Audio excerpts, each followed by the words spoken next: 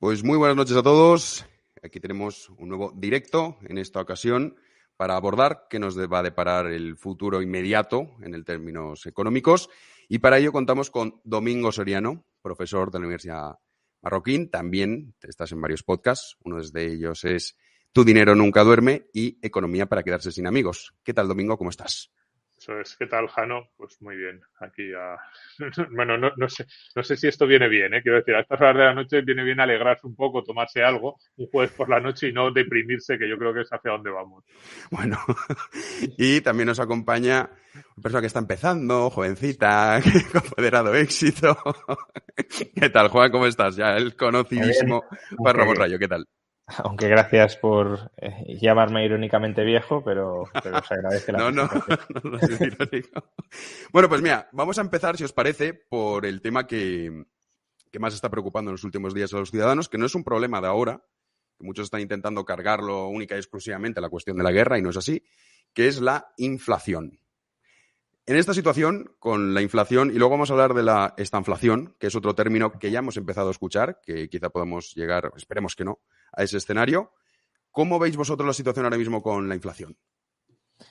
Bueno, la inflación viene siendo un problema del que algunos nos hemos ocupado y preocupado desde marzo. Yo escribí en marzo del año 2021, cuidado que la inflación esta vez sí se puede convertir en un problema serio, ¿no? Porque llevábamos 13 años, 12 años sin inflación y parecía que la inflación no iba a regresar nunca más, que los que hablaban de inflación, y yo muchas veces lo he dicho, ¿no? Durante la década pasada muchos decían, va a venir una hiperinflación. Decía, no, porque la demanda de dinero es muy alta y, por tanto, no estamos en las dinámicas típicas que algunos imaginan de Weimar o de Venezuela. No, no es eso. Pero en el año 2021, no solo yo, muchos otros economistas, no es que yo sea especialmente original ni me anticipara extraordinariamente, pero muchos economistas ya decían, cuidado que esta vez la inflación sí puede empezar a ser un problema y lo ha venido siendo cada vez más. Recordemos que al principio muchos nos decían que, bueno, era inflación, sí, anormalmente más alta de lo que estábamos acostumbrados desde 2008, pero era transitoria. Esto se iba a solucionar en unos pocos meses porque había unos cuellos de botella como consecuencia de la pandemia que conforme pasara el tiempo pues se iban solucionando. Lo que hemos visto es que se han agravado, lo cual es, para la narrativa oficial, es un poco chocante, porque lo lógico es que si tienes un desajuste en la oferta, ese desajuste conforme pasa el tiempo se va arreglando, no se va empeorando y la inflación es cada vez mayor. Si se te ha caído la producción, lo normal es que suban más los precios justo al inicio, cuando la producción está en mínimos, no cuando ya ha pasado un año y has tenido tiempo para readaptarte y para aumentar la producción. Luego, a esos cuellos de botella, alrededor del mes de agosto, septiembre, se le empezó a añadir el cuello de botella energético, que ya dices, hombre, aquí exactamente la pandemia no ha tenido mucho que ver. En los microchips, a lo mejor, de algunas regiones de China o de Taiwán, pues a lo mejor, bueno, aunque Taiwán además no fue especialmente afectado por la pandemia, pero bueno, a lo mejor sí que ha podido tener que ver. Pero claro, en el suministro global de petróleo o en el suministro global de gas, no. Entonces aquí ya decían, no, pero esto es por las políticas energéticas que se están aplicando desde la Unión Europea y desde Estados Unidos, que han restringido la inversión en estos epígrafes. Vale, de acuerdo, pero es que esto ya viene sucediendo desde hace años. Qué casualidad que también este cuello de botella se haya revelado justo ahora y no, por ejemplo, en el año 2019 o en el año 2018, cuando las políticas en vigor más o menos eran las mismas. Y ahora, claro, ya el tercer acontecimiento es que esto es por la guerra y porque Putin va a cerrar el gas o va a vender menos petróleo. De momento no lo ha hecho, aunque sí es cierto que compañías occidentales están comprando menos gas y menos petróleo ruso, pero el suministro global de momento se mantiene. Claro, pero una vez uno se fija en la inflación de Estados Unidos, ya no la de España, la de Estados Unidos, 8% en febrero, antes de la guerra. Y ahí no cabe culpar, como algunos he escuchado, que es que Putin ya empezó a cerrar el grifo del gas en septiembre en previsión de la invasión en febrero.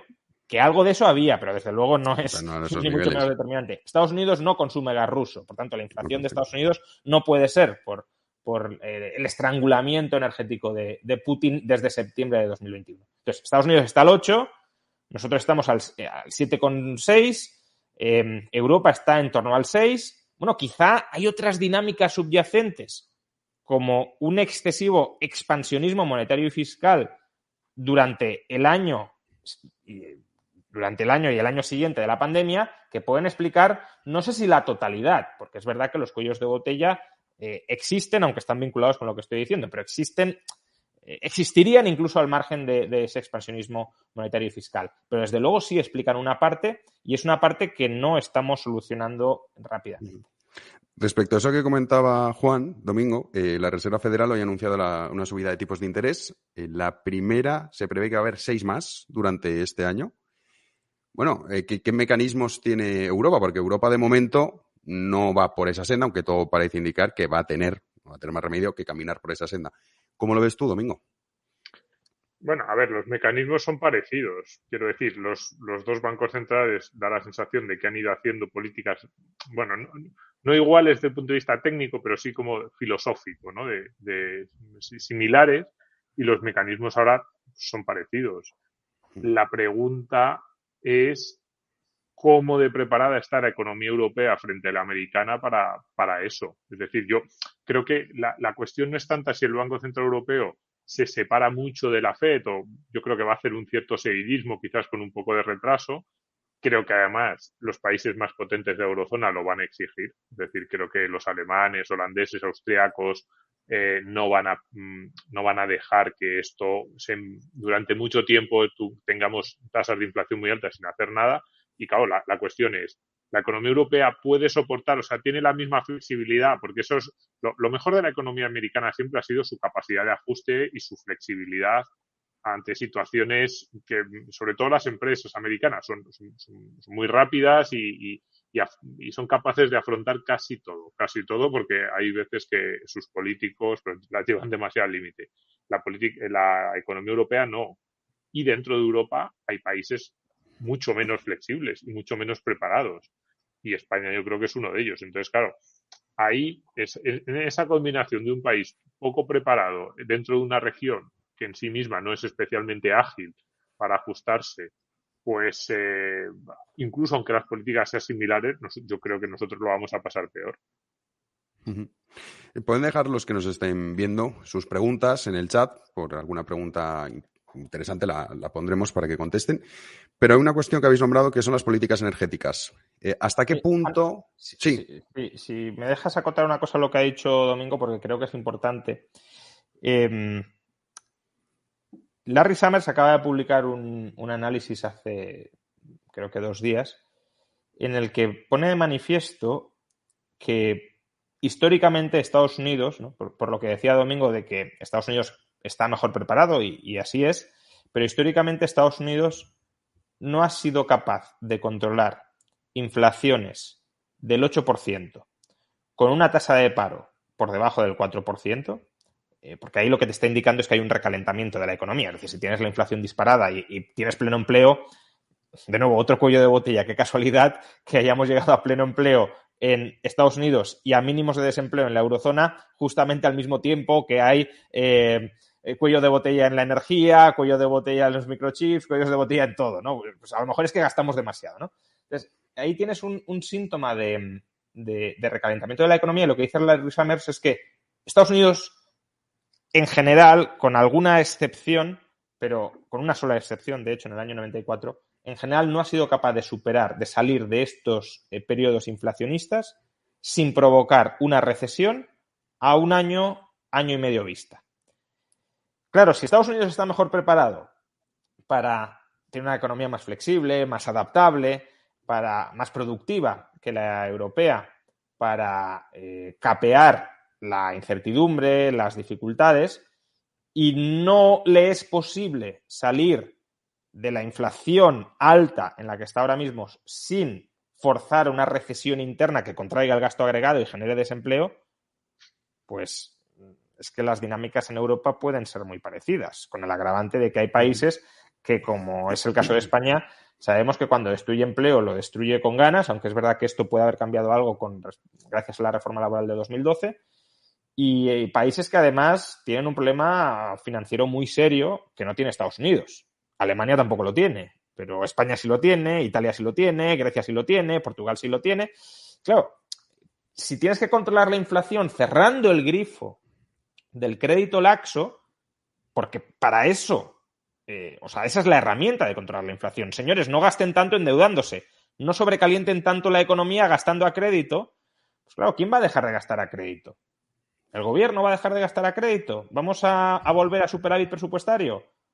¿O vamos a forzar a que el sector privado deje de gastar destruyendo parte del tejido empresarial y arruinando a parte de las familias para dejar espacio de gasto para el gobierno? Porque creo que vamos más bien en esa dirección. Y ya digo, comento esto por lo que ha dicho Domingo específicamente de Estados Unidos está más preparado, pues cuidado nosotros si estamos menos preparados dados los antecedentes de Estados Unidos. Y aquí a mí me gustaría hacer un apunte. Es que en este sentido que habla Juan Ramón, yo creo que el Estado español hace tiempo que ha dejado de ser realmente independiente desde el punto de vista financiero. Es decir, las condiciones de financiación del Estado español dependen en buena medida de la buena voluntad de nuestros socios de la eurozona.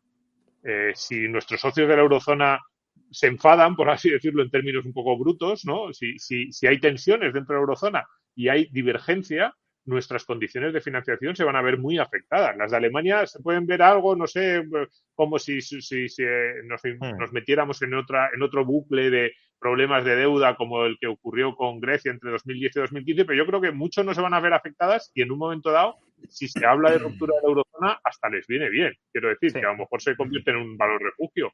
Nosotros, si se produce esa situación de tensión de unos países pidiendo al BCE que sea más laxo, los otros pidiendo que endurezca las medidas, unos países diciendo que hay que volver a la estabilidad presupuestaria ya, el país número uno, o sea, el candidato número uno a ser la nueva Grecia de esta década somos nosotros. Eso es lo que tenemos que tener claro y ahí, para mí ese es el gran miedo de la situación, ¿no? Que por eso cuando decías, ¿esto cómo se va a resolver? Si el problema no es cómo se resuelvan en los despachos de Frankfurt, si el BCE es un poquito más duro o menos duro, el problema es que cualquiera de las decisiones que se tomen, a los que más nos va a afectar va a ser a nosotros.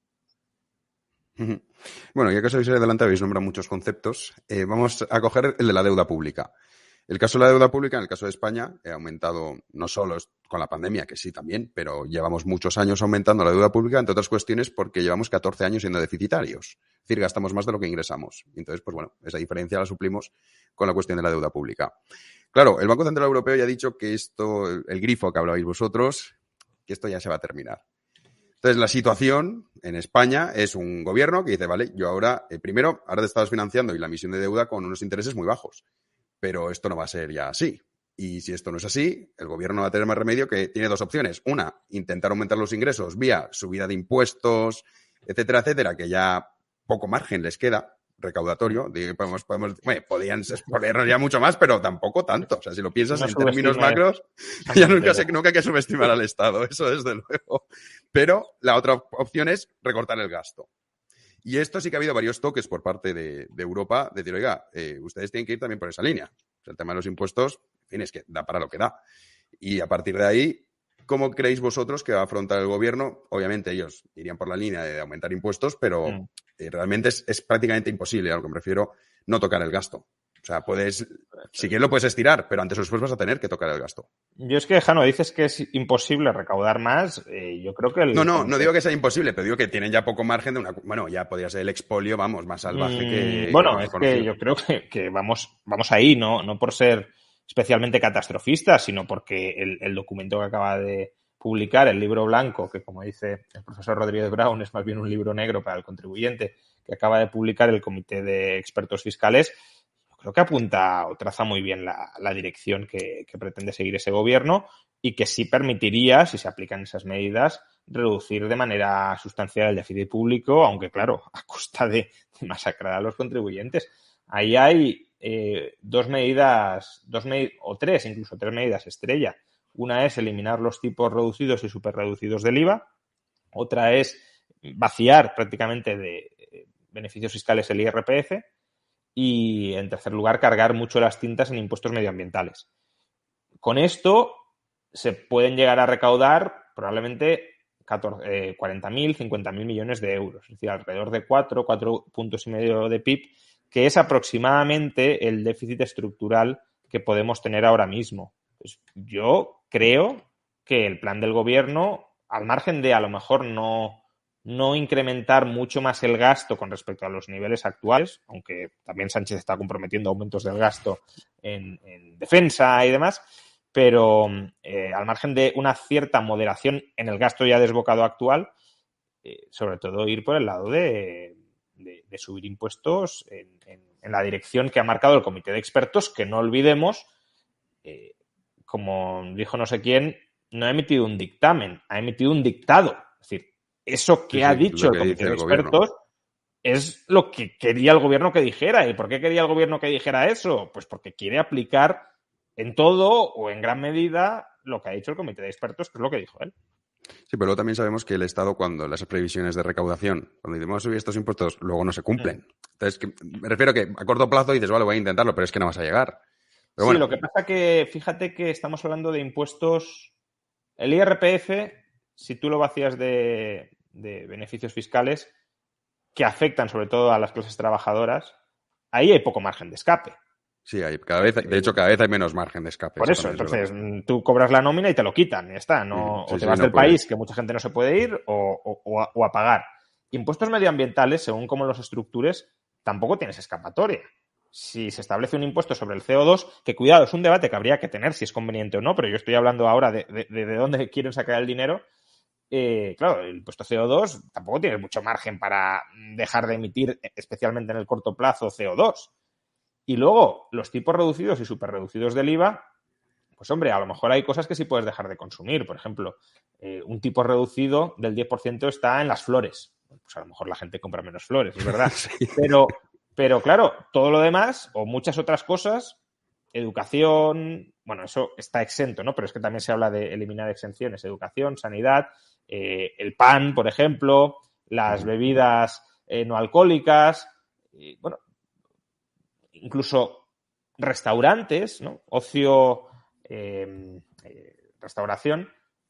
Sí, puedes reducir también el escaso ocio que tienen muchos ciudadanos, pero tampoco se pueden encerrar completamente, o tampoco se van a querer encerrar completamente en casa. Entonces, son impuestos que sí es relativamente previsible que van a permitir un incremento importante de la recaudación porque atacas a aquellos que no pueden escapar de esa fiscalidad. Luego comentamos el tema de las pensiones respecto del gasto, ¿vale? ¿Os parece? Porque es una parte muy importante del tema del sistema de pensiones. Domingo. Sí, a ver, yo creo, yo estoy un poco con Juan Ramón en que sí se puede aumentar la cantidad que se recauda. Lo que pasa es que cómo lo haces y cómo afectas a la estructura productiva. A ver,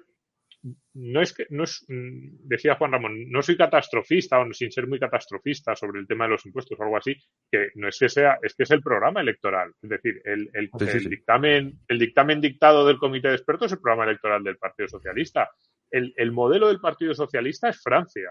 A ver, a mí es un país que no me gusta mucho, ¿no? Pero es así. Es un país con un gasto sobre el PIB del 56%. Francia sin la productividad de Francia, Francia, exacto. Encima, sin el tejido, cuidado, esto es muy importante. Francia, sin el tejido de pequeñas y medianas y medio grandes empresas que tiene Francia, que es muy potente. Es como Italia. Italia es un país bastante esclerotizado en las cifras macro, pero por lo menos, sobre todo en la parte norte, tiene un sector empresarial muy pujante del que nosotros carecemos. Entonces, pero el modelo del gobierno es ese, es esa Francia que tiene un gasto sobre el PIB pues 54, 56% antes de la pandemia, un país completamente dominado por sindicatos, por grupos políticos, grupos de presión, que más o menos vive en cierto sentido de las rentas que nosotros no tenemos, porque las rentas son ese tejido empresarial relativamente potente que tuvo y del que todavía, pues bueno, sigue disfrutando en cierta medida, también de su importancia geoestratégica, de muchas cuestiones que nosotros no tenemos,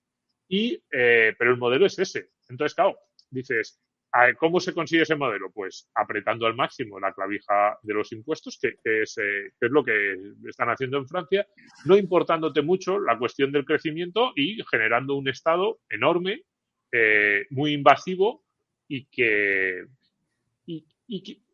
permite la economía justita, la economía privada justita para mantenerse. O sea, al final es un tipo de Estado que no mira la economía privada la mira como un medio, no como un fin, ni el objetivo no es que la gente desarrolle sus vidas, sino que es un medio para que el Estado viva de ella. Y bueno, fíjate que podría ser el modelo, a mí me gustaría más, dentro de que no es el tipo de sociedad que a mí me gusta especialmente, pero el modelo de los nórdicos, economías mucho más dinámicas en las que el Estado parece que lo que está diciendo es enriquécete mucho y luego yo te cobraré mucho, pero te permito como que en tu vida te desarrolles lo máximo posible, te dejo libertad para que te intentes enriquecer y luego vengo yo aquí a cobrarte a cambio de unos servicios públicos que te digo que son de mucha calidad. A mí a lo mejor me gusta más el modelo Irlanda, Suiza, pero es que nuestro gobierno ni siquiera está mirando a un modelo tipo Dinamarca o a un modelo tipo Suecia, que son economías bastante dinámicas, entre comillas, y que los impuestos no voy a decir que no sean relevantes, que lo son y son muy altos y para mí excesivos, pero al menos tienen normas de organización interna y de mercado laboral y de organización empresarial relativamente sensatas. No. Nuestro modelo es Francia, nuestro modelo es Italia, pues veamos lo que les ha pasado con el agravante que decía Juan Ramón, que es que encima nosotros ni siquiera tenemos ese tejido empresarial muy potente que tienen esos países. El caso de Francia, además, lleva 40 años siendo deficitaria, ¿eh? Que esto también no hay que olvidarlo. Que se dice sí, pronto, gran parte de la años. periferia europea. Sí, pero es un 40 problema compartido. años. No, pero por eso, cuando muchos dicen, no, tenemos que emular a los nórdicos. No, es que nuestros nórdicos es Francia. Entonces, tú lo que estás pidiendo es emular a Francia, porque, el marco cultural institucional cercano que tenemos es Francia. Y un estado grande como los nórdicos en el sur de Europa se llama Francia. Francia sin el tejido empresarial francés y Francia sin la electricidad francesa. No lo olvidemos. Bien, vamos a aprovechar que hay varias preguntas y sobre todo como esto interesa mucho a los que nos están viendo y que están preocupados, como es lógico, por la situación económica. Esta pregunta que nos dejan aquí, ¿hay riesgo de default en España a corto y medio plazo? A ver, aquí un poco lo que comentaba Domingo. España no es autónoma a la hora de financiarse o a la hora de dar credibilidad a su deuda. Si no entramos en default es básicamente porque nos están manteniendo con respiración asistida. Has dicho antes, Jano, que cuando el Banco Central Europeo deje de comprar deuda empezarán los problemas. Bueno, puede ser, pero habrá que verlo. Quiero decir, el Banco Central Europeo tiene la herramienta de decir, señores inversores, como se disparen las primas de riesgo, yo voy a entrar a comprar. O sea que no apuesten en mi contra. Y eso puede funcionar siempre y cuando el Banco Central Europeo no esté en un contexto en el que tenga que restringir mucho la oferta de financiación para luchar contra la inflación.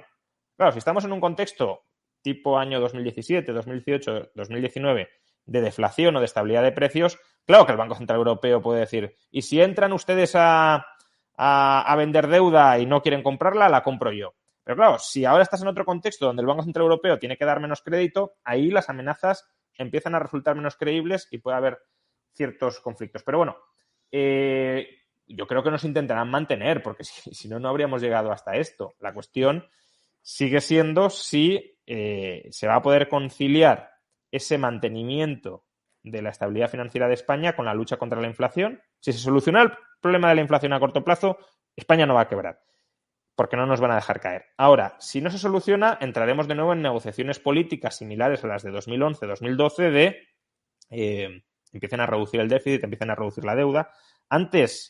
Pocos días antes de la invasión de Ucrania, que en cierto modo vuelve a cambiar como cambió la pandemia, nos coloca en un tiempo de impasse la ortodoxia macroeconómica, ¿no?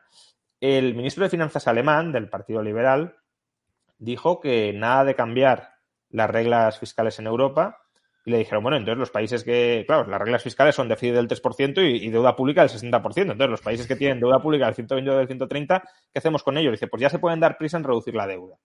Uh-huh. Eso eran los planes, al menos los oficiosos, los declarados, del Ministerio de Finanzas alemán antes de la invasión. Ahora quizá nos den un poco más de cancha por la guerra y la incertidumbre y demás, pero los problemas de fondo siguen siendo los mismos. Uh-huh. Claro, Domingo, tú si quieres con esta pregunta que va muy ligada con esto, y así también puedes acotar, que nos pregunta Pepe Sánchez, ¿quién va a comprar deuda española cuando en el tercer trimestre el Banco Central Europeo deje de hacerlo? ¿Quebrará el Estado español, que es un poco lo que iba en línea con lo anterior? ¿Nos rescatarán por fin?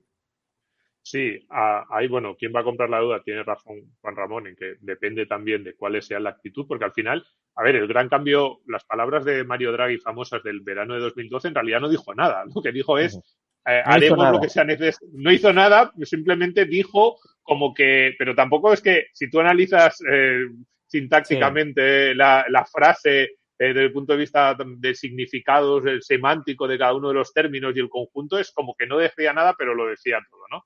Entonces, cuidado con eso. Pero, ¿quién nos rescatará? ¿O llegará el default de España? Yo espero que no llegue, pero cuidado, no es necesario que llegue el default para que las cosas se compliquen mucho. Es decir, si llegamos a un escenario en el que cada cumbre europea hay un enfrentamiento, no tienes que llegar a Grecia. Grecia fue Grecia y llegó, bueno, con una situación muy complicada, pero Portugal, Italia, España en esos años lo pasó muy mal y nos volvería a pasar lo mismo. O sea, imaginémonos que en la cumbre europea llegan el resto de los líderes y dicen, sí, no queremos dejarte caer. Al final esto no deja de ser un juego de tensión continua y de chantaje contrario. Es decir, el gobierno español dice, no me aprietes mucho porque si yo desato una crisis de deuda en la eurozona, acuérdate de lo que pasó entre 2010 y 2015. Pero los otros gobiernos también le van a decir, cuidado, quien peor lo pasó fue Grecia, como estires mucho la cuerda, a lo mejor se rompe. Entonces, en ese juego nosotros tenemos mucho que perder y lo normal, además, es que seamos el país al que se le exijan más esfuerzos que a lo mejor a mí me parecen bien encaminados en el sentido de cuadrar las cuentas, de tratar de reducir el déficit, pero se nos van a exigir y yo creo que tirando a un plazo relativamente corto cuando llegue ese momento. Yo creo que no es ahora. O sea, el plazo corto será que el día que se enfaden, el día que llegue la tensión en el Consejo Europeo, no van a decir, no, bueno, os dejamos 5 años más. No va a ser como, oye, en los 2 próximos ejercicios tenéis que volver a la situación que marca el Pacto de Estabilidad y Crecimiento y tenéis que poner esto en orden. Con una cuestión muy importante, que siempre que nos fijamos, no, Europa, como que Europa nos va a salvar, y yo muchas veces he dicho que menos mal que hay alguien en Europa, porque yo me fío más de los halcones alemanes que de los ministros de Hacienda y los ministros de Economía que hemos tenido aquí. Pero hay una cuestión importante cuando decimos esto. En Europa, cada vez que se han metido a mirar las cuentas de un país porque había un desequilibrio, les ha dado exactamente igual cómo se ha ajustado. Y además no han permitido que los países planteasen planes o, digamos, formas de equilibrar las cuentas que serían la más sana. Es decir, si yo ahora mismo fuera el ministro de Economía español, a lo mejor también les decía, mirad, voy a intentar establecer un plan de rebaja de impuestos, de impulso de la actividad económica, de atracción de inversiones extranjeras. A lo mejor ese plan, precisamente porque tiene mucho de eso, de rebaja de impuestos, entre otras cosas, el primer año me genera un poquito más de déficit, pero por favor dejadme, porque lo que voy a hacer es ampliar bases imponibles, generar crecimiento económico y recaudar más y ajustar el déficit de aquí a 2, 3 años.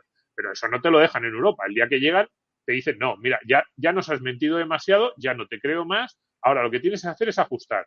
¿Que ajustas subiendo impuestos a todos tus ciudadanos? A mí me da lo mismo. Yo lo que quiero el déficit es el 1. ¿Que tienes que bajar las pensiones el 10 o un 15? Me da lo mismo. El déficit al 1, al 0 o un 2% de superávit primario. Y ese es el escenario que yo creo que sí que es real. Ese escenario yo sí lo veo realmente factible a partir del año 2024-2025, que luego que España llegue al default o llegue a una situación de ruptura directa con el resto de los países de la eurozona, depende en parte también muchas veces de casi de personalidad de los propios políticos. Es decir, en Grecia esa situación, el choque de trenes llegó cuando apareció Syriza y Tsipras en el gobierno. Hasta ese momento lo que habían estado haciendo los gobiernos griegos era, pues eso, una especie de juego constante de estirar un poquito la cuerda a ver cuánto les dejaban. Sí, y en este sentido, lo mencionaba antes Jano y creo que es un buen momento para encajarlo. Creo que va a ser muy difícilmente justificable ante Europa y que es una de las primeras candidatas a caer cuando lleguen los ajustes, la reforma que hemos hecho del sistema de pensiones.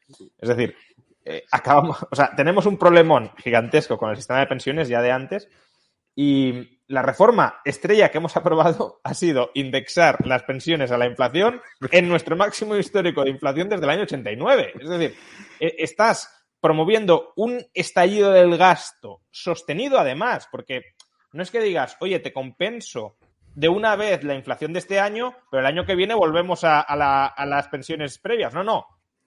Ese incremento se consolida.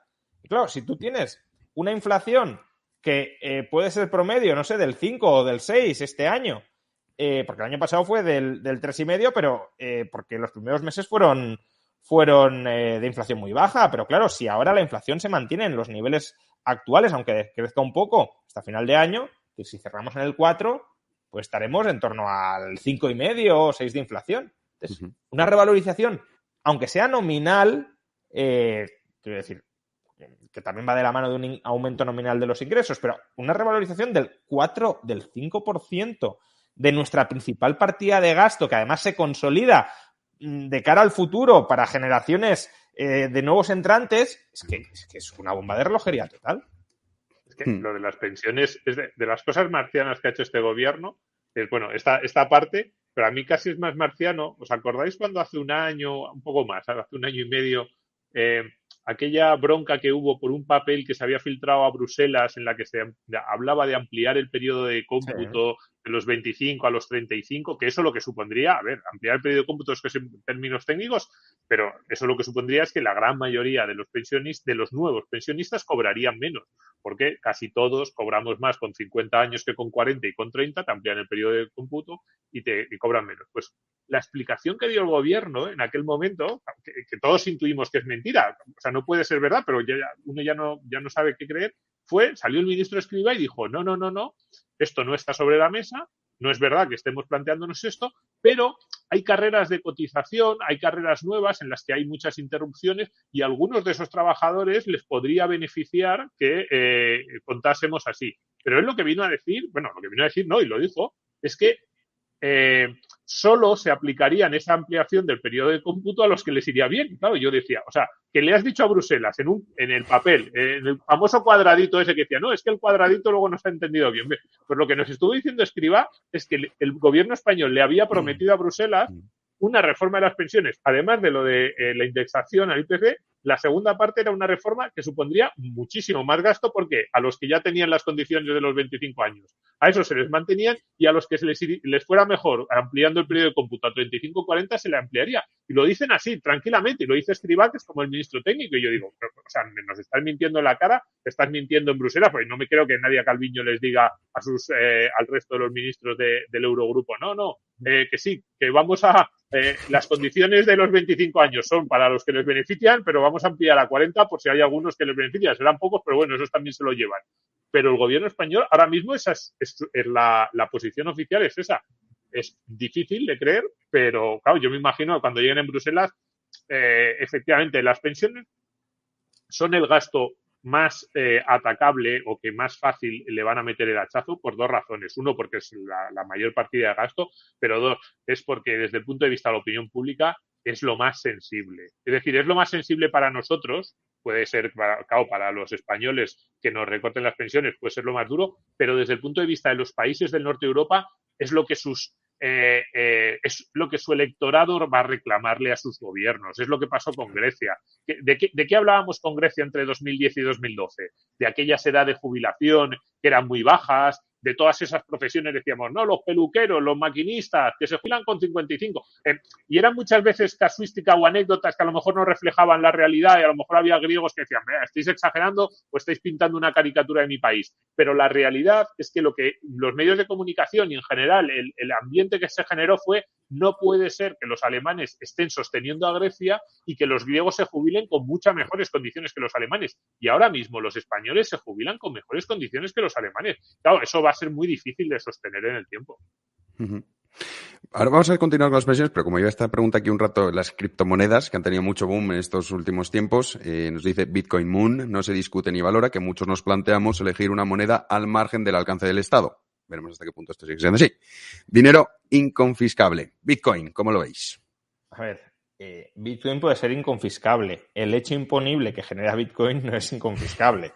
Entonces, sí, tú puedes tratar de utilizar Bitcoin de manera oculta frente a las garras del Estado, aunque eso tampoco es tan sencillo, porque tienes que encontrar partes de la economía que no pasen por sistema financiero reglado a través del cual transferir Bitcoin y básicamente intercambiar Bitcoin entre pares, al margen, ya digo, de exchanges y todo esto. ¿Problema de esto? Pues que es complicado generar ese grado de integración del sistema de pagos entre particulares, ¿no? No todo el mundo acepta Bitcoin y quien acepta Bitcoin, pues lo tiene que publicitar, y si es un empresario que lo publicita, pues está diciéndole a Hacienda, señores, yo voy a tener ingresos por Bitcoin, examínenme de alguna manera y demás. Entonces, claro que podemos intentar ocultarle, y cada vez es más complicado, nuestras tenencias de Bitcoin al Estado, a Hacienda, pero las transacciones que vayamos haciendo, ya digo, puede ser complicado ocultarlas, y si generamos un hecho imponible, aunque no nos puedan quitar Bitcoin, nos pueden decir, bueno, pues tenéis que pagar esta cantidad de euros, arréglese usted a buscar los euros que necesita entregarme para pagar. Entonces, sí, yo no digo que no pueda haber cierta salida a través de Bitcoin, pero imaginar que una persona, o sea, tu salario no lo cobras en Bitcoin, a lo mejor habrá alguno que sí, pero el común de los mortales no, y las empresas de momento no ingresan suficientes Bitcoins como para pagar los salarios en Bitcoins, y si ingresaran los salarios en Bitcoin les obligarían a pagar impuestos correspondientemente que luego se repercutirían en forma, por ejemplo, de menores salarios, que es complicado si el Estado se quiere poner realmente encima, al margen de que a algunos se le puedan escapar, pero decir, no, es que aquí si todos nos bitcoinizamos, el Estado desaparece o el Estado deja de recaudar impuestos. No, el hecho imponible sería otro, diría. ¿Usted tiene una casa en propiedad? Impuesto de patrimonio sobre la casa. ¿Usted tiene un coche? Impuesto sobre el automóvil. ¿Usted sale a cenar? Me da igual cómo pague. Impuesto por ir de cena, por ejemplo. Sí. Que una empresa, un supermercado tiene tanta rotación de inventarios, pues por volumen de inventarios movidos, tantos impuestos. Entonces, hay hechos que no se pueden ocultar y eso sí nos los pueden cobrar. Sí. Sí, respecto al tema de... Perdón, Domingo, ¿querías comentar algo? No quería decir nada. O sea, más que Rayo de estos temas no saben muy bien, de temas monetarios y además, y Juan estas cuestiones. Tiene muchos vídeos al respecto en su canal, o sea que cualquier duda que tengan sobre criptomonedas, consulten el canal de Juan. Pero el tema de las pensiones, que es un tema que me obsesiona bastante. Es verdad, cuando hablábamos, recogiendo un poco eso de reducir el gasto, ¿no? Que el gobierno puede estirar el chicle, decir, vale, aumento impuestos, voy a ingresar más y así yo no toco el gasto, lo mantengo estable. Pero aquí hay una cuestión, y es que el sistema de pensiones, muchos españoles, esto a mí me sorprende la cantidad de gente que no conoce cómo funciona el sistema de pensiones. Que dice, no, yo estoy pagando ahora como si te estuviesen metiendo en una hucha personal lo que tú estás pagando y luego te lo van a dar. No es así. Tú lo estás pagando a los pensionistas actuales. Entonces, a partir de ahí, y teniendo la pirámide poblacional tal y como la tenemos, es la que hay, vivimos cada vez más, somos de los países con mayor esperanza de vida, son 120.000, en torno a 120.000 millones de euros lo que gasta el Estado en pensiones. Entonces, dices, vale, esto antes o después es que es imposible que no lo puedas tocar, sobre todo por lo que comentaba también Domingo, que otros países dirán, oiga, ¿pero esto qué es? O sea, yo estoy teniendo un sistema de pensiones que es mucho peor que el que tiene el español y encima eso lo estoy pagando yo. Entonces, aquí yo no creéis que antes o después, de verdad, el gobierno, no sé si esto dentro de 2 años, pero que esto es algo completamente insostenible y que va a tener que reformarse, aunque sea injusto para los pensionistas que en cierta medida han sido estafados por el Estado con un sistema que podríamos decir, entre comillas, Ponzi, durante muchos años.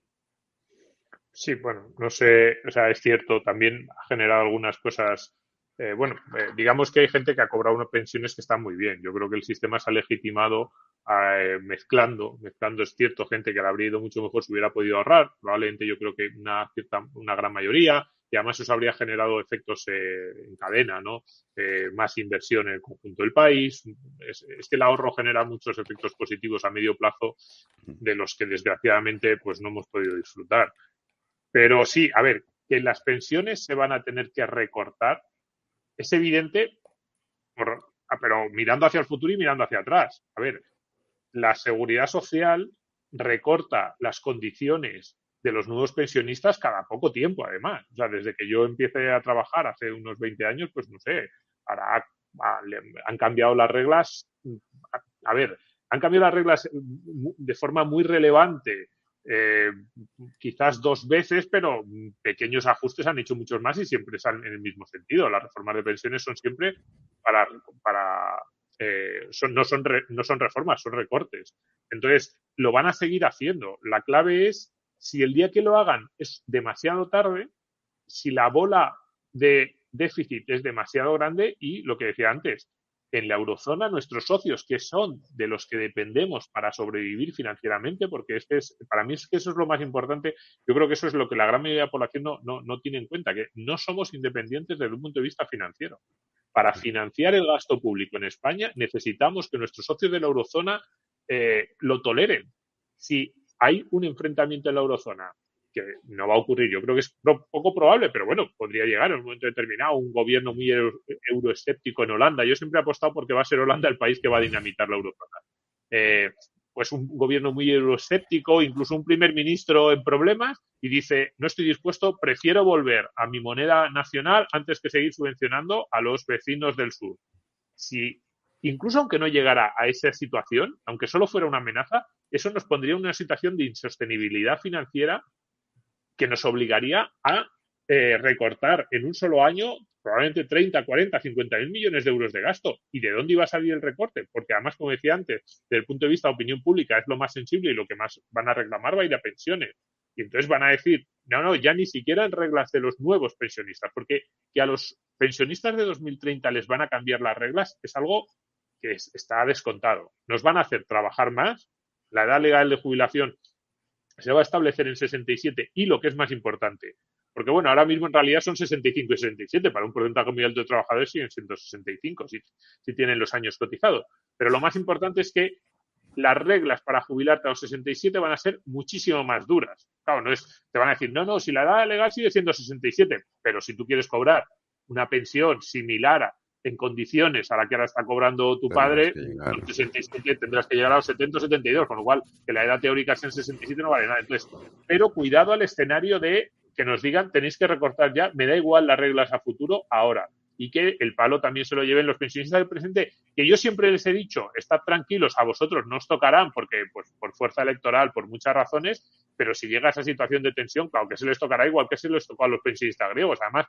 las razones que da el gobierno son un poco absurdas, no solo este gobierno, todos. No, es que hemos firmado una ley diciendo que las pensiones se van a revalorizar con el IPC. Oiga, ¿usted qué se cree? ¿Que había una ley en Grecia que decía dentro de 5 años recortaremos las pensiones un 40%? Pues no había, simplemente un día llegaron y dijeron no hay dinero en la caja, fuera.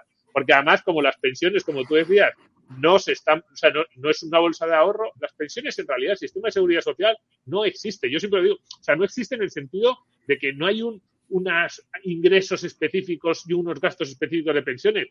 Es una aproximación, no, al final lo que hay es un Estado español que tiene unos ingresos y que tiene unos gastos.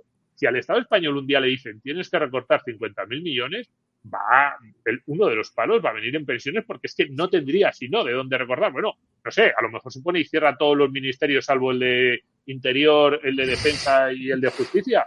Claro, y entonces replica el modelo de Rayo. Entonces, claro, a lo mejor dicen, no, se cogen el libro de Rayo de un modelo liberal, ¿no? Que tenía un 5% de gasto. Y entonces tenemos un 5% de gasto en las funciones básicas del Estado, las que planteaba Juan Ramón, y luego pensiones públicas que se comen el 25% del PIB. Y ya está, y no hay nada más. Oye, eso se podría hacer. Yo siempre lo digo cuando hablo de pensiones. Si tú quieres pagar pensiones más generosas que las actuales, pues eso, te coges el libro de Rayo, todo lo que no sean pensiones lo quitas y ya lo tienes. Pero hablando del cortoplacismo democrático, ahí hay un problema. El modelo que planteo yo es un modelo privatizando la mayor parte del Estado y bajando impuestos. Claro, para hacer lo que propone Domingo sería mantener los salvajes impuestos actuales y que el Estado no preste servicios como sanidad o educación, lo cual sería desastroso para la población, porque sanidad y educación son servicios básicos que la inmensa mayoría de la población quiere consumir y quiere consumir en condiciones de calidad. Yo lo que planteo es no le quites a la gente el dinero y que la gente pueda utilizar ese dinero para contratar esos servicios entre proveedores privados competitivos en el mercado. Pero claro, si tú le quitas a la gente ese dinero, no tiene dinero para contratar sanidad y educación en el mercado y luego dejas de prestarle esos servicios desde el Estado, pues la estás destrozando, obviamente. Sí, el sistema de capitalización que en España tiene muy, muy mala fama y que incluso cuando lo planteas algunos dicen, pero bueno, ¿qué me estás contando? No sé, eso es una cuestión ya casi de mentalidad y también del perverso juego democrático del cortoplacismo, ¿no? Y de cómo así pues consigues tener muchos votos. Y que la transición es complicada, eso también es. Sí, desde luego, no podríamos pasar de la noche a la mañana a un sistema de capitalización, pero bueno, deberíamos empezar por lo menos con un sistema mixto y luego ya poco a poco ir pasando por ahí. Una pregunta que nos dejaba Paco Medialdea. En esta situación, ¿cómo protegemos nuestras inversiones? En caso de un conflicto mayor, supongo que se refería a la cuestión de Ucrania y Rusia, o de default, ¿hay alguna manera de anticiparse, vender fondos para comprar oro? El oro que, bueno, ya sabemos que es el valor refugio para muchos, incluso en la actualidad. A ver, es complicado, ¿no? Es complicado porque en un escenario deflacionista la compra obvia es dinero y bonos, moneda fiat y bonos, pasivos estatales y quizá pasivos privados. Claro, si tenemos inflación, ¿qué se va a revalorizar con la inflación? Pues se van a revalorizar los activos reales y se podría revalorizar también la bolsa, porque al menos determinadas empresas bursátiles, porque si, claro, ¿de qué suben los precios? Pues suben los precios de bienes y servicios que venden las empresas, con lo cual los beneficios nominales de las empresas también aumentan y, por tanto, tiene sentido que las cotizaciones bursátiles, que son el valor capitalizado de esos beneficios nominales futuros, pues también aumenten. Pero claro, si vamos a un contexto de estanflación, del que podemos hablar más tarde, ahora comentamos eso, sí. Suben los precios, pero la actividad económica se contrae o se estanca. Y ese tampoco es un contexto muy beneficioso para la bolsa. De hecho, los años 70 no fue una buena década para la bolsa. Los 80 y los 90 sí, pero los años 70 no. Entonces, en ese contexto de estanflación, ¿qué es lo que puede funcionar? Pues probablemente hasta cierta medida inmuebles, aunque los inmuebles también son muy sensibles al estado de la economía. Si la economía está estancada, no tienden a crecer tanto. Y luego, pues lo que decíais, el oro y actualmente, pues, en tiempos más modernos, las criptomonedas, o yo más bien diría Bitcoin. Entonces, si vamos a ese escenario, lo que se va a revalorizar es oro y Bitcoin. Ahora, ¿vamos a ir a ese escenario? Tampoco pondría absolutamente todos los huevos en la cesta de que sí o sí vamos a ese escenario de estanflación.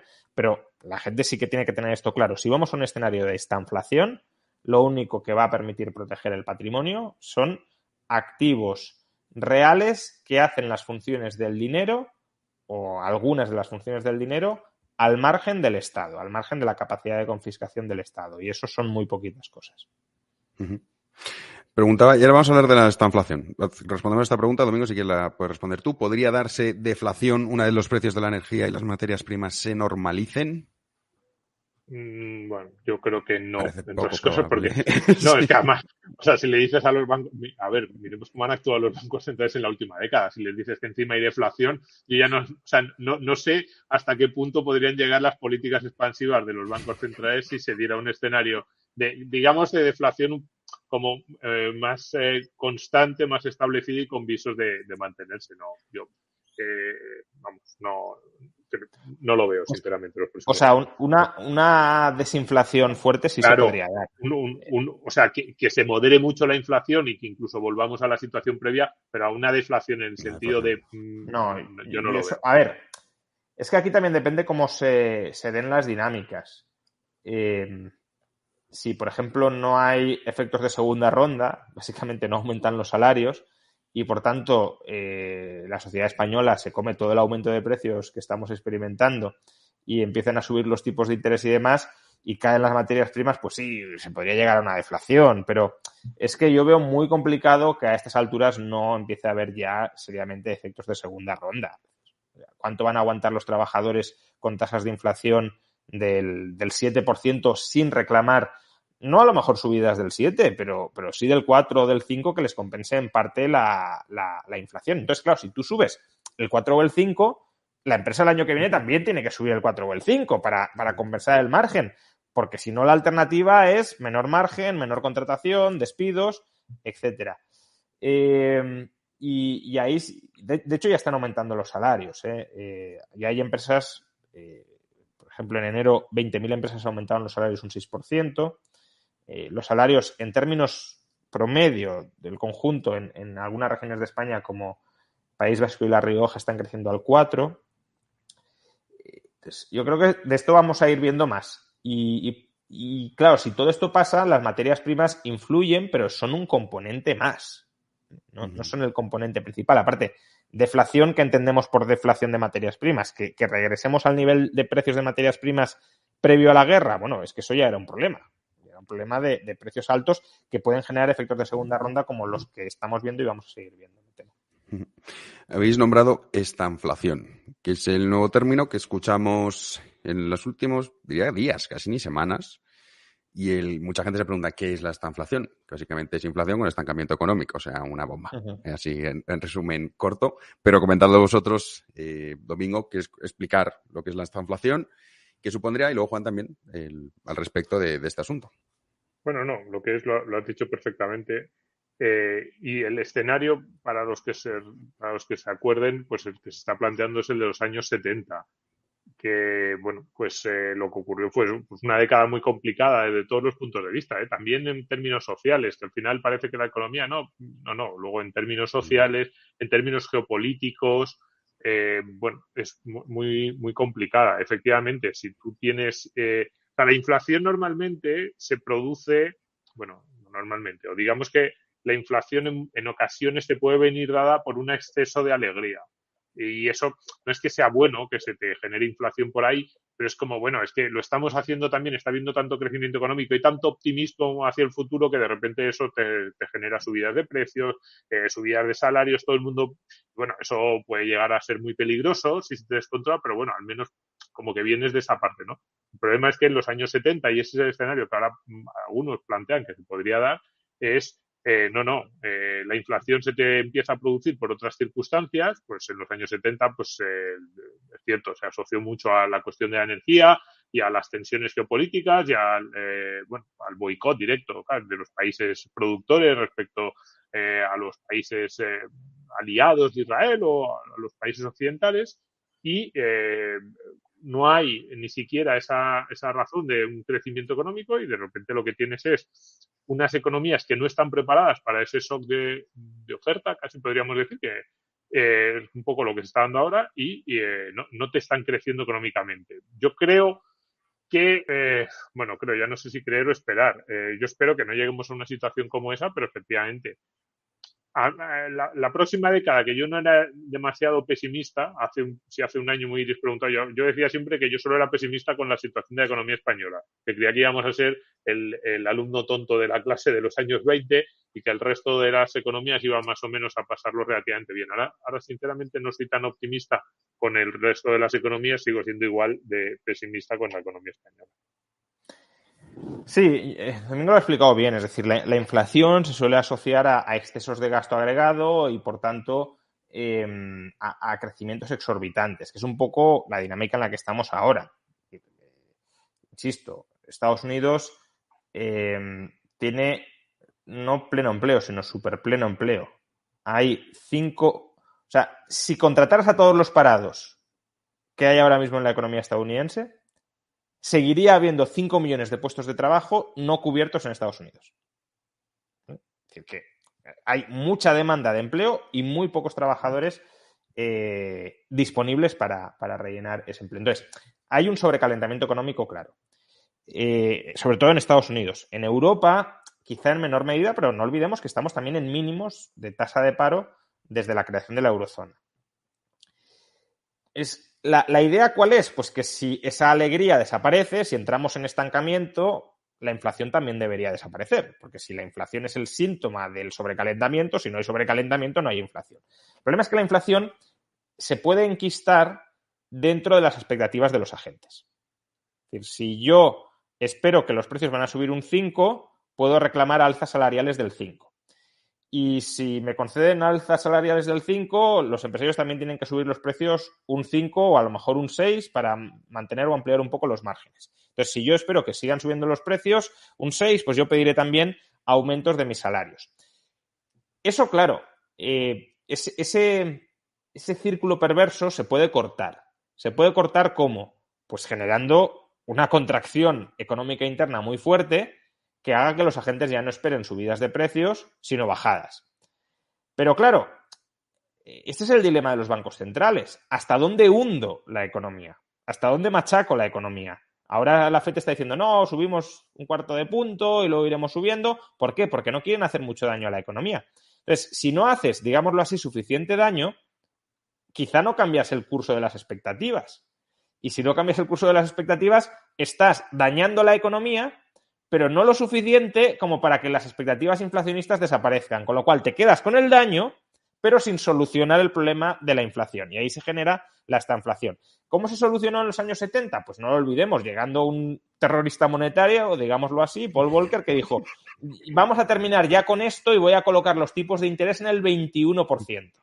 Claro, ahí ya sí te hundes en recesión la economía y ya queda claro que esto va en serio y que las expectativas de inflación las vamos a moderar.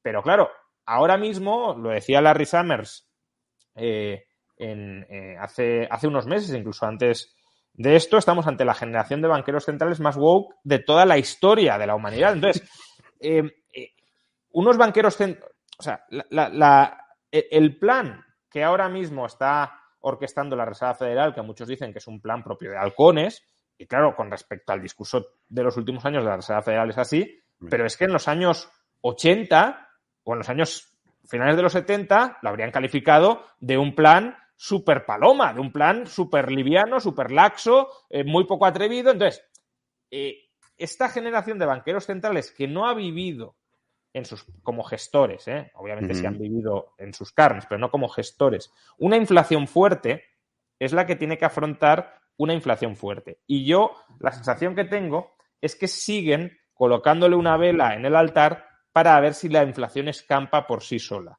y que están tratando de retrasar la adopción de medidas fuertes, porque lo que anunció la FED es, de momento no hago nada, pero en los próximos meses me voy a poner muy serio. Vale, pero es que eso es lo que llevo diciendo ya varios meses. Entonces, a ver si pasa el tiempo y se soluciona más o menos solo y no tienen que tomar medidas duras. Pero si hay factores subyacentes que generan esa inflación más allá de la guerra, más allá de los cuellos de botella de la pandemia, o te pones duro o la situación no es que no se solucione, es que cada vez se vuelve peor, porque las expectativas cada vez son peores y tienes que causar más daño a la economía para cambiar el rumbo de las expectativas. Y esa es la situación en la que estamos.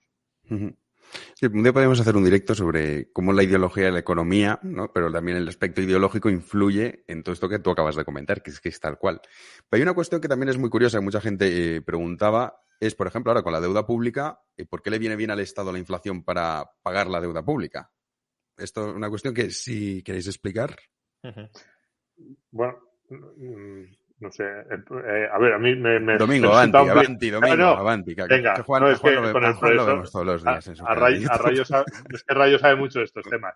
No, a ver, Claro, la deuda... vais los dos, cada uno que ponga su punto. La inflación es buena porque la deuda vale menos para cualquier deudor. Es decir, a ti te dicen, tienes que pagar 100, pero si la inflación es el 20% cada año, pues de repente los 100 que tienes que pagar cada vez son menos en términos reales, porque tú has emitido bonos en términos nominales, con lo cual es más sencillo. Luego, además, el Estado se beneficia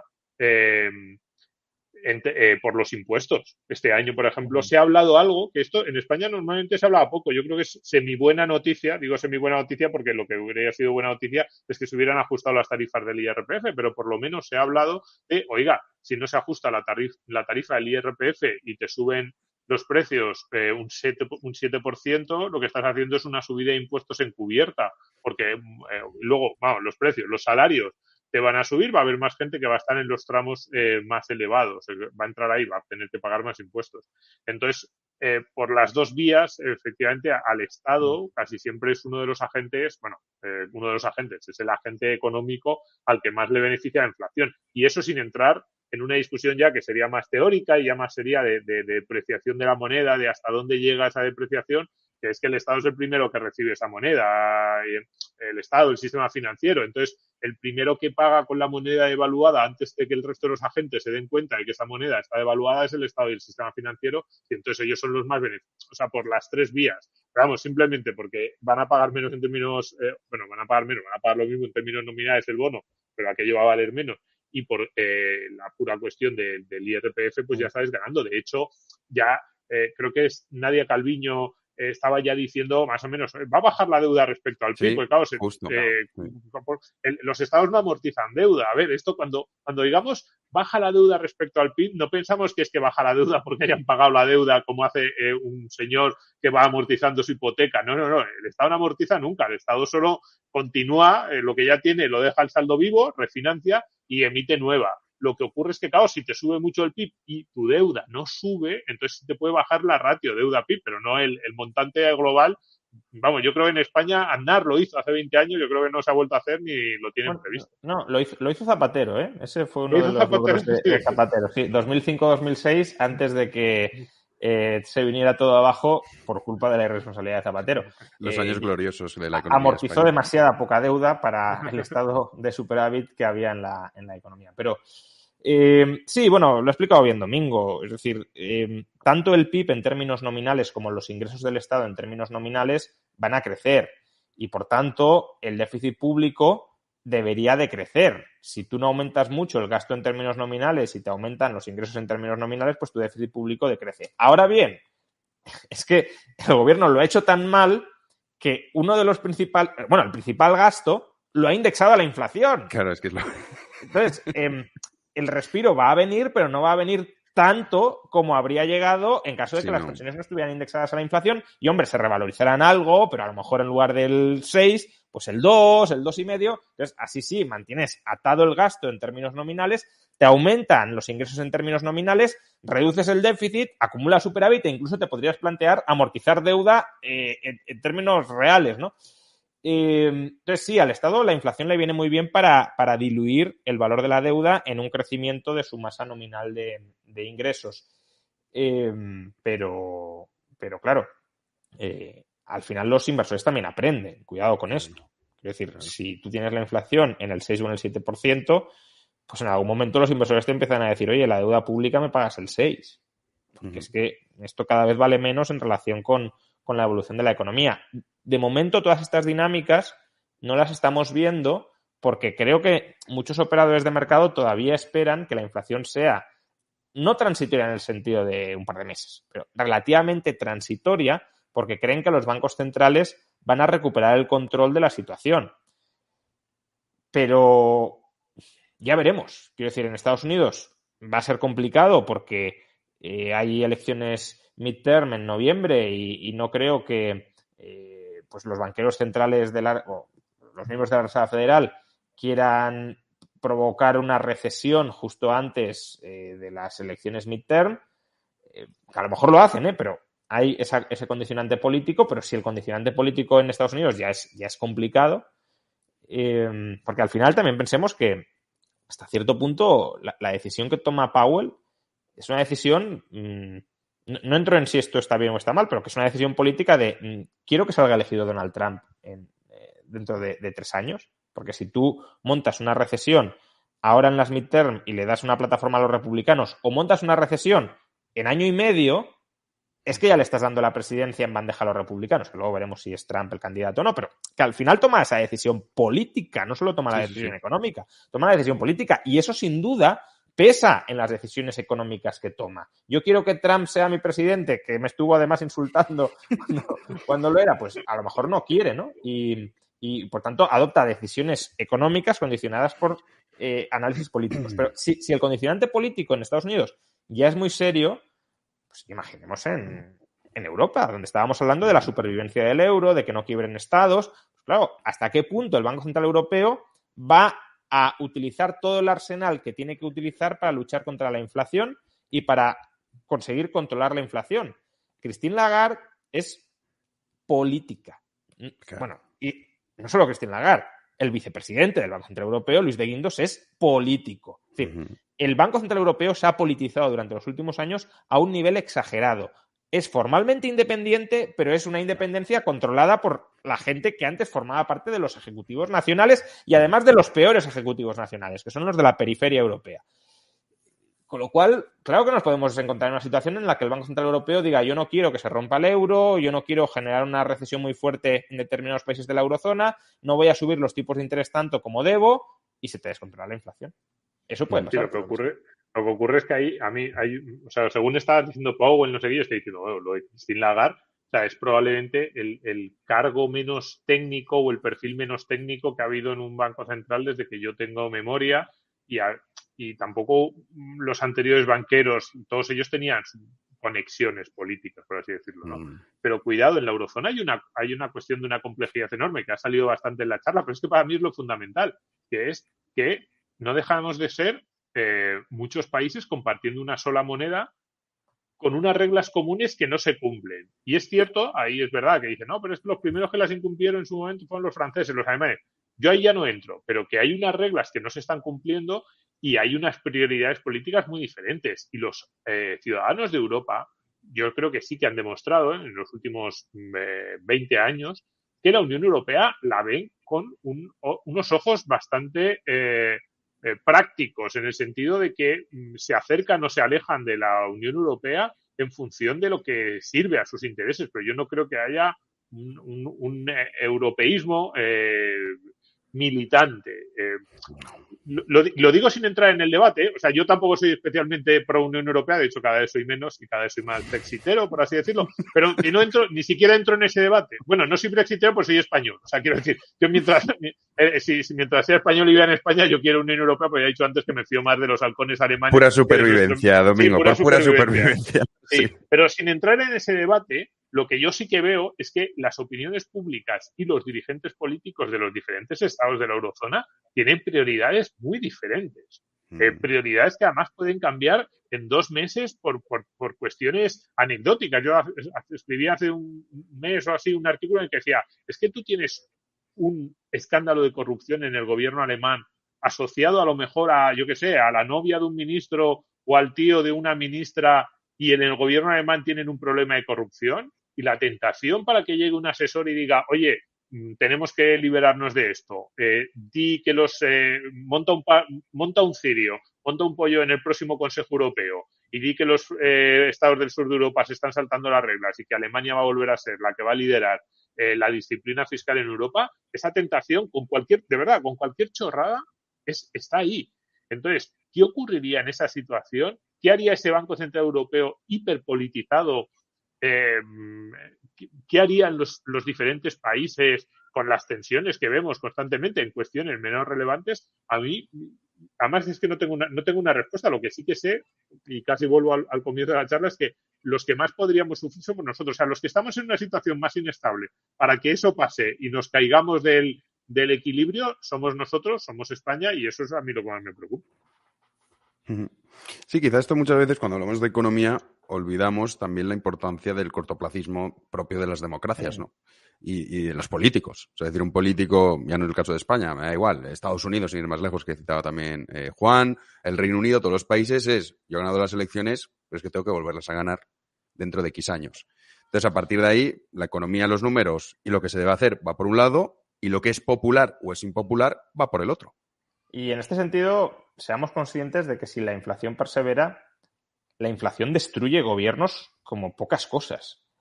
En la década a finales de los 70 y principios de los 80 lo vimos. A lo mejor en algunos casos para bien, no sé, por ejemplo, Thatcher en Reino Unido o Reagan en Estados Unidos, pero también para muy mal, Mitterrand en Francia. Y hasta cierto punto, aunque hubo otros condicionantes, también la UCD en España, ¿no? ¿Por qué la inflación destruye gobiernos como pocos? Primero porque a la gente, sobre todo si ya es una inflación alta, claro, si es una inflación del 2, del 3, hasta del 4, pues más o menos, pero si ya es una inflación del 7 o del 8, a la gente le incomoda mucho que estén subiendo tanto los precios, y además para que esto no se descontrole todavía más, se empiezan con pactos de rentas, es decir, tu salario no va a subir tanto, entonces se nota un empobrecimiento. Pero claro, para contrarrestar la inflación, lo que tienes que hacer, como he dicho antes, es empobrecer a la gente durante un tiempo. Entonces, si el gobierno no hace lo que tiene que hacer para luchar contra la inflación lo devora. Y si el gobierno hace lo que tiene que hacer para luchar contra la inflación, las políticas antiinflacionistas en el corto plazo lo devoran. Entonces, ya no es solo lo que decía Domingo de que pueda venir un escándalo, tal y... No, es que podemos empezar a ver cómo caen gobiernos europeos, no sé cuáles son las siguientes elecciones, pero en no mucho tiempo. No, ahora la más pronto es la francesa, pero quizá no. No, ahí no, pero no va a dar tiempo ahí a que se vea. En un plazo un poco más prolongado, ¿no? Si se enquista la inflación y la gente se empieza a molestar por la inflación, hasta ahora hay cierto ruido, pero no estamos viendo descontentos masivos ni protestas masivas. Pero claro, como llegue a determinados gobiernos europeos, nuevos gobiernos que hayan alcanzado el poder con el discurso de yo voy a acabar con la inflación, porque ese puede ser el lema de campaña, a ella sí que se nos acaba la suerte.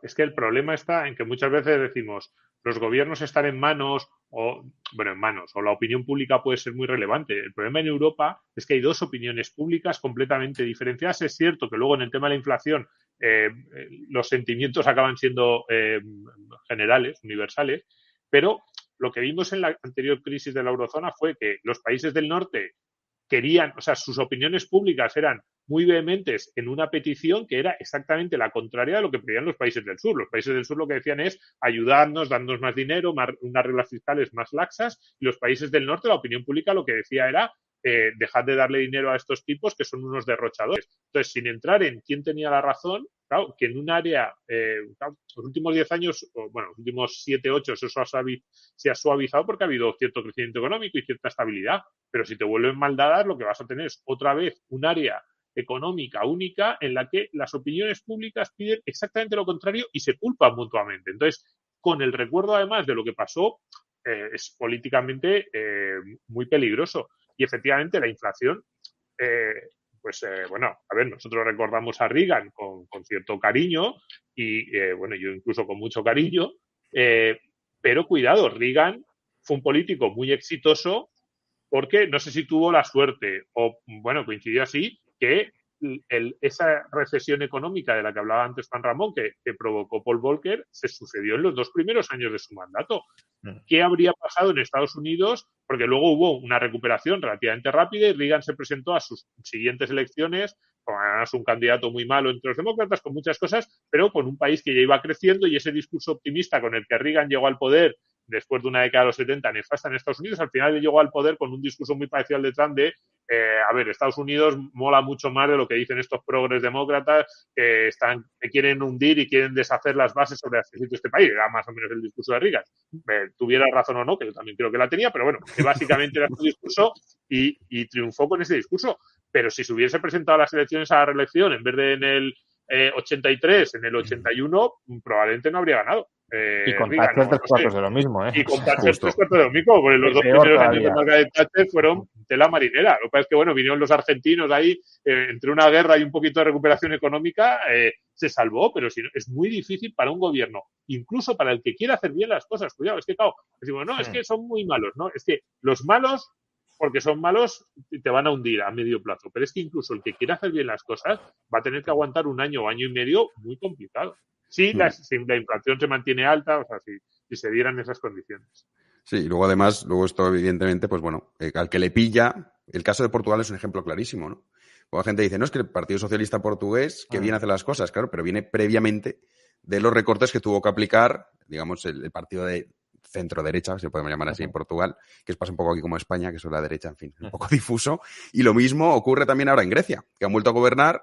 Y dice, mira qué bien lo estamos haciendo. Claro, lo está haciendo bien porque fue Syriza el que no tuvo más remedio que meter el tijeretazo. O sea, se beneficia, es que esto es así, se beneficia el que no lo ha hecho, ¿no? Aquí tenemos una pregunta hace ya un ratito que nos dejaba Borja PM. Un privilegio contar con genios como vosotros. No sé qué directo estás viendo, Borja, pero gracias. ¿Pensáis que la inversión a largo plazo en fondos indexados, stocks mayor parte, corre peligro? ¿Puede haber un crack? Sí, hombre, que puede llegar a haber un crack bursátil, creo que no lo puede descartar nadie. Ahí de nuevo tenemos la incógnita de si los bancos centrales van a dejar que la bolsa pinche mucho, porque de alguna manera durante, yo diría, 30 años los bancos centrales se han preocupado por cuidar los mercados bursátiles para evitar desplomes de la bolsa. Pero de nuevo, el grado de autonomía que vayan a tener los bancos centrales para hacer esto dependerá de las condiciones de la inflación. Si la inflación está desbocada y hace falta restringir mucho las condiciones financieras, no podrán dar muchas alegrías al mercado bursátil.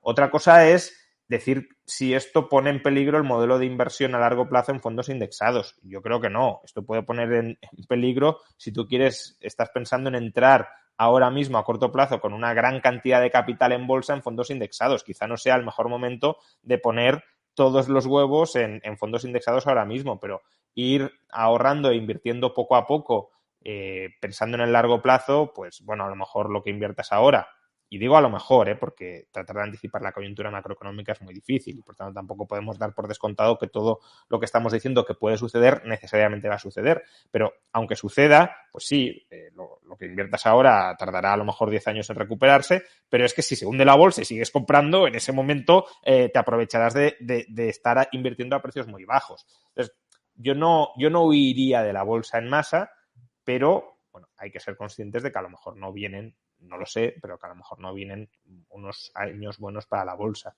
Dependerá de cómo evolucione la economía. Uh-huh. Aquí tenemos una... Domingo, perdón, si quieres apuntar algo más. No, porque básicamente iba a decir lo mismo que Rayo. Que la gente... A ver, yo lo que le digo a mis amigos que me preguntan es, tú sigue invirtiendo.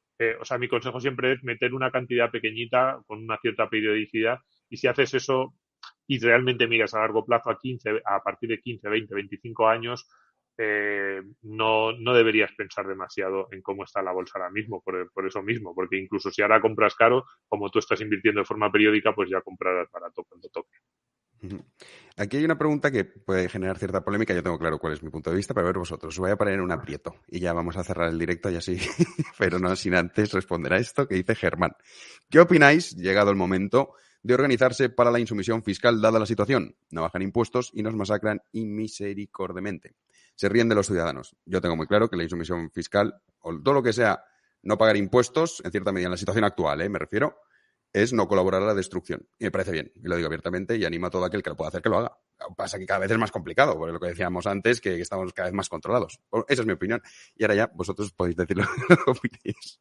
No, o sea, yo creo que la insumisión fiscal, la evasión fiscal, el no dejarte robar es un derecho fundamental del ser humano. Yo eso no lo discuto. Es decir, cualquier persona que por todos los medios legales o ilegales, respetando, eso sí, los derechos de otras personas, claro, evite pagar impuestos, pues creo que no se le puede hacer ni reproche, no se le debería hacer ni reproche legal ni reproche moral. Dicho eso, aquí, más que la cuestión moral de si es legítimo que una persona intente evitar que le metan la mano en la cartera, que claro, pues evitar que te roben es legítimo, la cuestión es, primero, si es estratégicamente conveniente desde un punto de vista individual, y ahí cuidado, porque Hacienda cada vez va a apretar más las tuercas y por tanto, a lo mejor te terminan atracando más por haber querido evitar que te atraquen. Y en segundo lugar, ya no solo la pregunta no está planteada solo desde un punto de vista individual, de si yo u otra persona se escaquea de pagar impuestos, no le pillan y demás. La pregunta está planteada si hay que organizarse para promover un movimiento de insumisión fiscal. Y yo ahí no sé hasta qué punto eso es estratégicamente inteligente, porque, digamos, el gobierno, este o cualquier otro, en un momento de apretón o de dificultades fiscales, va a intentar aprovechar cualquier excusa que se le brinde para buscar chivos expiatorios, para echarles las culpas y para señalar a unos maltratando a impuestos a todos. Esto, no sé si os acordaréis, pero es similar a lo que decía Montoro de vamos a subir el IVA porque hay mucha gente que evade el IVA. Pues claro, si además hay unos que, por definición, y desgraciadamente creo que no serían muchos, ¿no? Sería un grupillo, si lo queréis, de frikis con mucha razón, pero al final de frikis dirían, por esta gente o por este tipo de gente, que esto es una actitud mucho más generalizada de lo que se está visibilizando, tenemos que subir impuestos. Si no hubiese tanta economía sumergida, si no hubiese tanta gente que no contribuye a la solidaridad global, pues no haría falta subir tantos impuestos, pero nos obligan a ello. Entonces, yo creo que de muchas de estas crisis o enfrentamientos contra el Estado, sobre todo cuando no son enfrentamientos de masa realmente, es decir, movimientos que pueden tumbar gobiernos, sino movimientos de resistencia, hasta cierto punto, no siempre, pero hasta cierto punto el Estado puede salir beneficiado y puede obtener más poder. Uh-huh. Yo que soy un señor, yo soy un señor muy de orden, es verdad, se me ve en la cara incluso. Ahí, tengo ahí, no entra en plano de milagro el corazón de Jesús de mi abuela, que lo tengo ahí cuidándome siempre en mi casa, claro. Entonces, quiero decir, no, porque iba a decir que yo soy un señor muy de orden, pero yo hace un par de años o 3 a lo mejor te hubiera dicho, no, hombre, los que haya hay que pagarlos, no, pero yo ya estoy en vuestra situación completamente. Creo que es verdad, creo que es inaceptable porque además llega un momento en el que dices, oiga, ¿qué herramientas tengo? ¿Estaría justificado pagar cualquier impuesto que fuera aprobado? Entonces te llevan los impuestos al 99% del PIB o de tu salario y también lo tienes que pagar porque democráticamente ha sido aceptado. ¿Y cuál es esa legitimidad? ¿De dónde sale esa legitimidad? incluso en España, porque luego decimos, no, federalismo fiscal, competencia fiscal, y de repente, en el momento en que hay una región, o sea, es evidente, en ese discurso que te dicen, no, pero esto es una elección democrática y cada uno va a hacer, de acuerdo a las reglas, va a elegir aquellas opciones que le valen mejor. Está claro que en España hay una región en la que sus ciudadanos, en esas reglas democráticas, han escogido una opción de menos impuestos. Pero de repente dicen, no nos vale y también no la queremos cargar, con lo cual es que incluso su propio discurso no se sostiene. Entonces yo cada vez estoy más en esa opción. Yo no sé si organizarse, pero sí que yo animo a cualquiera de la forma menos peligrosa posible, y la menos peligrosa es, más que la evasión, yo diría la ilusión, es decir, maximizar tu conocimiento de las reglas, claro, por supuesto, maximizar tu conocimiento de las reglas para pagar el mínimo de impuestos. Yo eso animo a todo el mundo, y no solo conocimiento de las reglas, también conocimiento de las reglas en los diferentes territorios. Es decir, a mí me duele decir esto porque me gustaría que mi país fuese un lugar de atracción de inversiones, pero evidentemente yo a gente joven que se pueda estar planteando viendo este canal, pues yo diría, pues intenta radicar tu lugar de trabajo en Irlanda, si puedes. Si tienes que vivir entre 2 o 3 países, lo que han hecho muchas personas conocidas en España, pues en Andorra o en otros lugares, pues digo, pues por supuesto, intenta, porque es mentira esta idea de no, pero luego la sociedad te lo agradece, tú estás contribuyendo. No es cierto, no es verdad.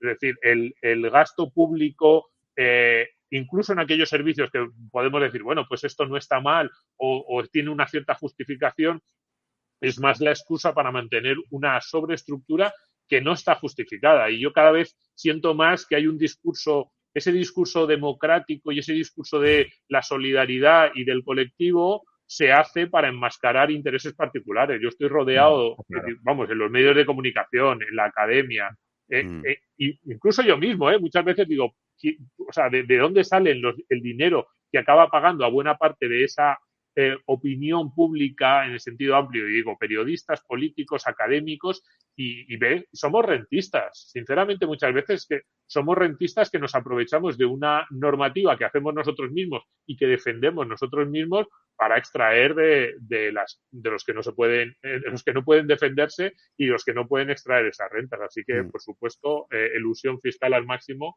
y si alguno tiene alguna posibilidad más, pues también que la explore.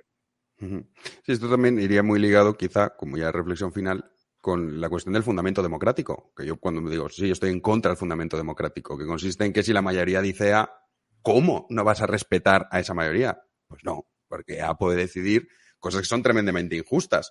Y hablabas de los impuestos, la evolución de los impuestos. Nunca antes en la historia habíamos pagado tantos impuestos.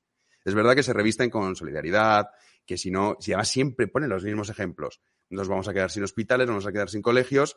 Poco menos que no vamos a poder hacer absolutamente nada si no hay un Estado omnipresente que tiene un gran nivel de recaudación. Pero esto también está ligado con ese fundamento democrático que ha calado tanto en nuestra sociedad. Es que, claro, es que esto lo ha elegido la mayoría. Bueno, ¿y qué? O sea, esto... En fin, si queréis puntualizar algo más, o si no ya cerramos el directo, que os he robado ya 1 hora casi y media, y ya nos despedimos. Si queréis decir algo más, Juan, Domingo. No, bueno, simplemente, quizá hemos pintado un escenario muy, muy catastrofista, porque sin duda hay mimbres para ser pesimistas, pero bueno, sí querría poner de manifiesto que muchos de los razonamientos que estamos efectuando, por no decir casi todos, penden del hilo de que la inflación se va a mantener descontrolada. Y esta es, desde luego, una posibilidad, pero no es un escenario absolutamente inexorable que sea así. Yo creo que en la actual inflación hay alguna parte que sea una parte mayor o menor, pero que es sin duda por sobrecalentamiento de la demanda, pero también hay partes que son efectivamente por cuellos de botella, por la guerra, etcétera. Entonces, si la mayor parte de la inflación actual es por sobrecalentamiento de la demanda, lo tenemos muy complicado. Si la mayor parte es por esos cuellos de botella, que casualmente han coincidido todos en el mismo tiempo, pero bueno, y por la guerra, pues sí que podríamos ver en los próximos meses, si todo esto se soluciona, moderaciones de inflación. Y si la inflación se modera, entonces muchas de las cosas que hemos dicho antes, pues hasta cierto punto se retrasan en el tiempo. Europa nos podría rescatar, se podría socializar la deuda, no haría falta tantos recortes a corto plazo, tantas subidas de impuestos a corto plazo, y por lo tanto el escenario no sería tan crítico. Pero insisto, para que esto sea así, la inflación ha de regresar rápido, relativamente rápido, bajo control. Si no, y creo que cuanto más tiempo pasa sin que la inflación regrese a su bajo control, más probable es la hipótesis de que no es por cuellos de botella, o de que no es mayoritariamente por cuellos de botella, de que no es, en este caso por la guerra, etcétera, sino que hay otras causas que no estamos solventando, que son exceso de gasto, exceso de laxitud monetaria, exceso de laxitud fiscal. Pero bueno, que no tenemos una bola de cristal como para conocer todos los aspectos de la realidad y ser muy tajantes en ese sentido. Y por tanto, por añadir una nota de también precaución aparte de los análisis que hemos hecho. Sí, yo lo único que diría es que sea bueno o sea malo el escenario, España es uno de los países peor preparados, que a mí es lo que me da pena, ¿no? Digamos, si se produce ese años 20 que se empiezan a recuperar, como yo decía antes, que hasta hace 1 año y medio, 2 años era más optimista, nos vamos a beneficiar poco de eso. Si se produce una situación complicada, nosotros vamos directos a la catástrofe. Y luego, todo este margen, ¿no? Muchas veces utilizamos estas palabras, el margen que nos han dado. Nuestros socios europeos nos han apoyado, las políticas de apoyo o de expansivas del Banco Central Europeo. Y digo, llevamos 10, 12 años ya, venga, pongamos 2010, con este margen, con estas ayudas, con este sostén. ¿Y qué hemos hecho? O sea, ¿qué cambios ha habido en la economía española en los últimos 15 años para haber aprovechado eso? O sea, nos han dado mucho dinero, nos han financiado y nos han dado un apoyo político en sentido amplio.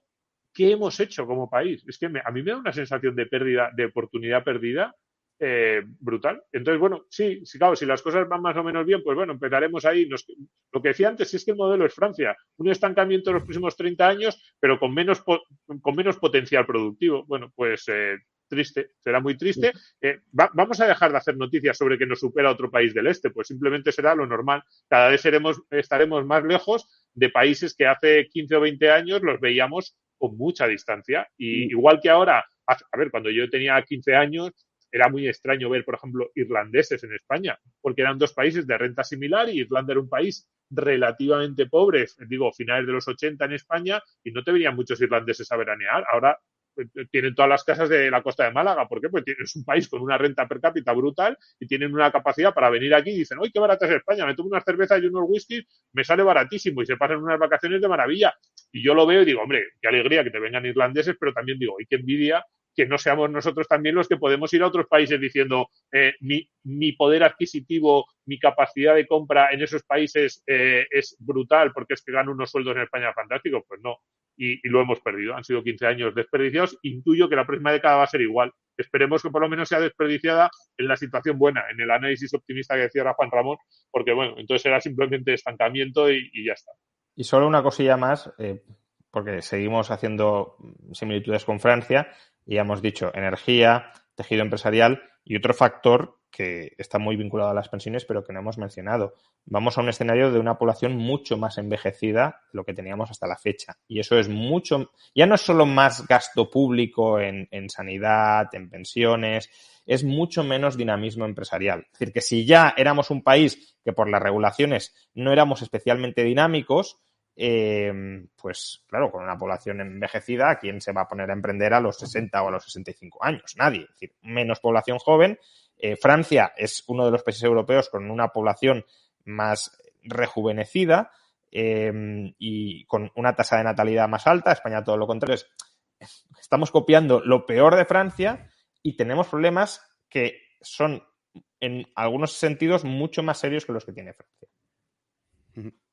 Así es. Bueno, pues muchísimas gracias, Juan Domingo. A Domingo Soriano lo pueden seguir en Twitter y también en E-Radio, que haces varios programas. Tu dinero nunca duerme, Economía para quedarte sin amigos. Y a Juan, ya lo saben, en su canal de YouTube, también en Twitter, en Instagram, en Facebook. ¿Qué más tienes, Juan? Twitch también tienes ahora, TikTok, ¿no? También tengo, sí. TikTok, sí. Bueno, canal secundario, en fin. Sí, si no ven a Juan es porque ya, vamos, es complicado. Así que nada, lo pueden seguir, que ahí además tienen muchos vídeos sobre estos temas que hemos abordado, que los aborda diariamente. Y aunque, bueno, a Domingo lo pueden escuchar en E-Radio, que está ahí en E-Radio, donde... Y en Libertad Digital escribo. En Libertad Digital escribes artículos ahí. también, sí.